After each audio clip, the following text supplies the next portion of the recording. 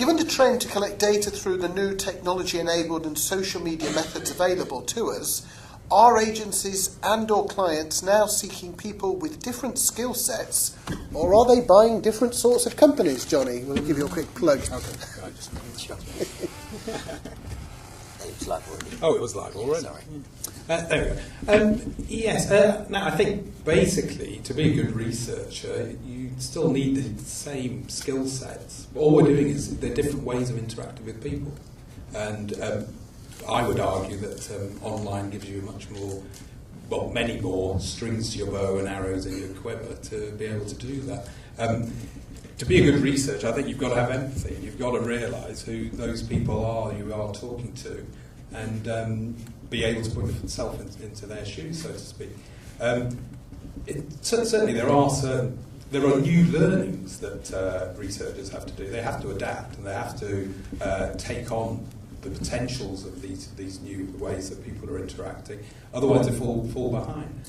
But that's not to say that they should lose any of the good learned and stats experience and that type of thing that they already have. I mean, you know, we deal with researchers daily, and we're quite amazed about the fact that sampling isn't being taught anymore from the agency side.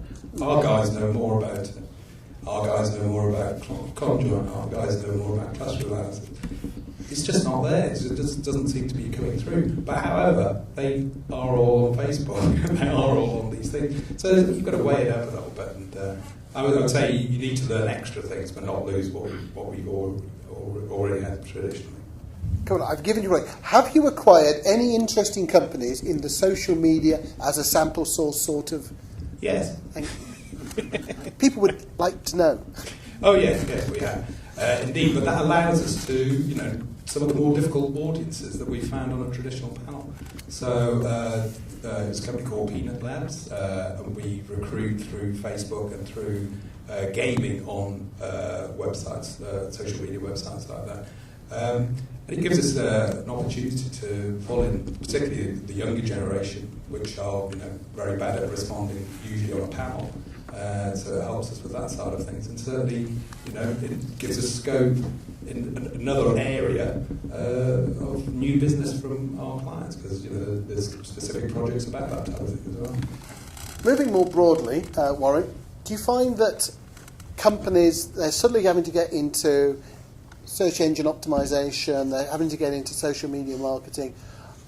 Are they retraining their existing people? Are they having to bring new people in? I mean, they're having to bring new people in. It's you know, sort of social media itself, just like with running a pay-per-click campaign or an SEO campaign, it has its own science of understanding that. And when you're talking about sort of research, you know, I put out a comment, and you know, I had 51 people retweet it.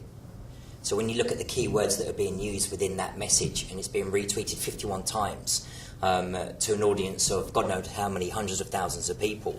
You know, when you look at the analytics behind that and the sentiment behind that, then you've got to truly break it down and then try and find out where the source came from and how influential, you know, that actual comment, message, post, whatever it might be, is to what it is that you want to achieve as a business. Now, flipping to the client side, are you noticing a skills shortage in your side in terms of working with social media? Are you finding that work in social media is even coming into your areas, or is it being taken by other parts of the organisation? I'll start. So, because I think there's a couple of different parts to the question. So, the first one is around: are we looking for people with different skills? Yeah. And undoubtedly, yes, but I don't think that's to do with social media. I think that's about actually the blurring of boundaries between what were traditionally separate disciplines of insight. So much more, you know, links between analytics and attitudinal data, and generally all those teams coming together client side, the links between planning and insight, and therefore we're looking for people to be, I suppose, far more succinct, far more commercially oriented, both in terms of the people we work with internally, but also in terms of our agencies.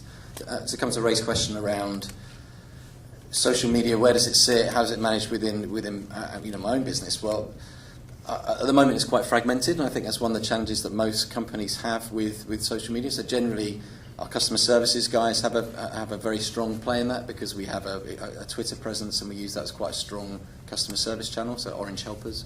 Our brand guys are running a very active community, so the Orange Wednesdays Film Club, for example, on Facebook is a very active community of people that are interested in film.